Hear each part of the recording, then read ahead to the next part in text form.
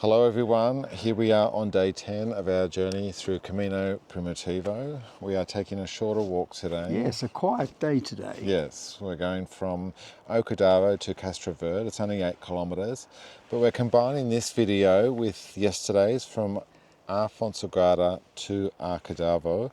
A lot of people do Fonsagrada to Castro Verde because then tomorrow's walk would be shorter, 22 kilometres. Yes. But we'd had a mountainous climb and a big descent yesterday, so Fonsagrada to Ocadavo was enough for us. Indeed. And so therefore, though this is day 10, it's really only probably the 9th video. So you haven't missed one, it's just we've combined two. Yes, we've combined 9 and 10. Yes. And yesterday was really up mountain, down dale, quite considerably. It was our last day in the mountains.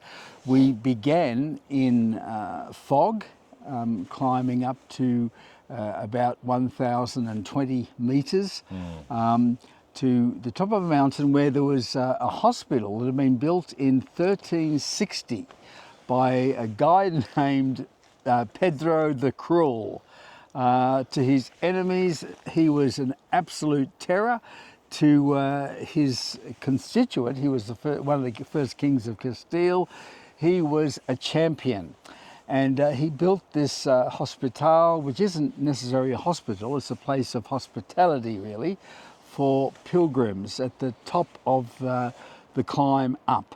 And it functioned for 800 years. It only closed at the beginning of the 20th century, around about World War I. So, for 800 years it provided hospitality. Its ruins are there, quite fascinating to see. And just outside, and what you'll notice as you come up the mountain, is the chapel that was associated with it. It's still standing and intact.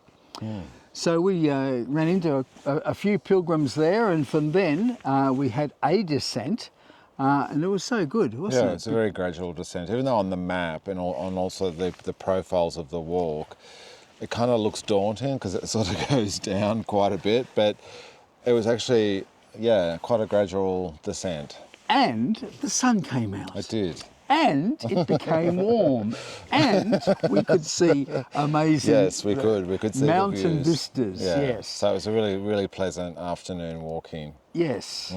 We climbed another few hills. I should just mention at the bottom of that decline from the mountain where the hospital is Para de Vela, and in there is a cafe that is, I understand, open most of the year round. Certainly there were about 20 pilgrims packed into it as we passed. We said hi to a few. I'd actually picked up somebody's hat along the way and have been carrying it for the last 8 kilometres, and I stood there and waved the hat, and one of the very grateful ladies said, "Oh yes, that's mine, that's mine." But anyway, because it was so crowded, we kept going. Yes. And a climb later, we came to what I would call a nondescript cafe. And the only cafe from then on. So the halfway point was, just the cafe was where Ron was talking about. And then we had 2 more climbs Yes. to get almost up to the same level that we descended. Yes. And I mean, thankfully it was broken by a town where there was a cafe, and we had a bacon and egg roll. Yeah, we or did. ham, egg and cheese roll, and ran into our Puerto Rican Yes. companions again, who were eating at every point along the way. yes, they certainly like their food. And sort of connected with them a bit more, and then continued down to Ocadavo. Yeah. Yeah. Well, down, but then as always seems to be at the end of these walks, an ascent to get there. Although it was down in the end. Bit of an up and down, but it was down in the end. Up and down. It certainly was down in the end because Ocadavo was in the valley obscured. You can't really see it. Yes. As for other towns that we're making our destination to along the way. Yeah. Yeah, so overall a pleasant walk. I mean, the ascents weren't too difficult. They did get a bit steep, but I think doable. I mean, we've just got our day packs on, so I don't know what it would be like if you were carrying everything. Probably a little challenging, I would say, but... Yes, well, it would be. I just thank God for Corios, who carries our bags forward, because Yes. quite frankly, I wouldn't be able to carry all that stuff and go forward.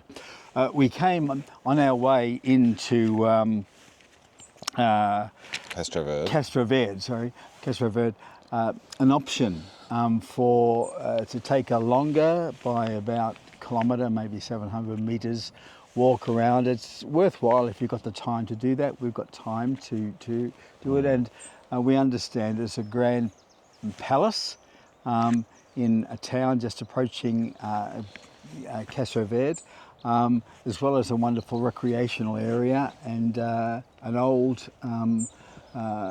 church, Gothic church with Normandy features. So I'm going to be interested to see those. Yes. Yes, and a spot of coffee and cake. And a spot of coffee. You can have the bit of cake, morning as tea. always. I will resist. Sure, yeah. Yes, just Yeah. not likely. Anyway, so that's going to be our walk around, a very casual walk down into Castro Verde today. And Yeah.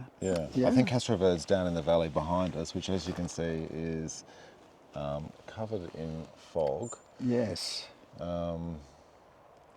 Yeah, quite interesting. the fog looks like whipped cream sitting in the mountains. It's pure white. It's so fluffy at the top. So if you can see that in the vista that James is showing there, it's quite beautiful. Something else that I thought of, that as we approached Cadavo, there were these huge wind turbines on the mountains above. Absolutely massive. And like from a distance, you would look at the little houses that were minuscule, and the wind turbines, which were further away, so they should be decreasing in size, were gigantic over on the top of the mountains. Like, just what the height of those would be, one only has to wonder, because Yeah. that was quite a thing. I can see one just spinning over the back behind me now, which reminded me of them.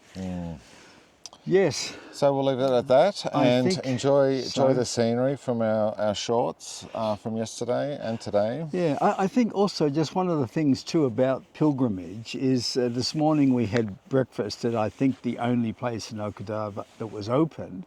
And so all the pilgrims just closed in for breakfast, and the one lady was there struggling to get out all the food. The French came in wanting their croissant, and anyway, everybody. But it was Puerto interesting. Ricans. The Puerto Ricans were there, the Spanish were there, and we realised, well, they're going on to Lugo today, so we're actually going to not catch up with any of them anymore, and they were, putting out their hand to shake and say good luck or whatever. I would say God bless in return.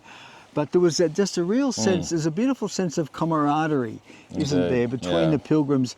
Sometimes we can't even speak the same language, but not speaking the language, still able to communicate and just have a sense of being on a journey together. And that's one of the great things of pilgrimage. If you're considering doing a pilgrimage, look forward as much to the camaraderie along the way as the views that you're going to see, as the physical fitness that you're going to That's right. work up. Yes, indeed. Yes, as seeing Spain just in its raw reality, shall we say, not buzzing through in a tourist bus, but meeting the people along the way.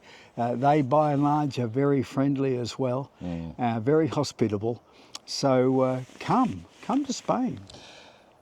But And- we've said goodbye to a few, but I'm sure we'll meet a few We'll meet some more. that That's are right. a day behind us now. so- Exactly, you see, and that's what's happened along the way, because I remember we had this same feeling when we left Santander to bus to Oviedo. We'd been walking along the North Walk with quite a few people that we'd come to have that familiarity with. And there was a sadness. So yes, it happens along the way. But as you say, the ever optimist here. Don't know about that. I'm the glass half empty, you're the glass half full. As the ever optimist here says, we're going to meet some more, so we're looking forward to that. Well, that's all for today. Thank you for watching, and we'll see you tomorrow in Lugo, or along the way to Lugo. Indeed. Thanks for watching.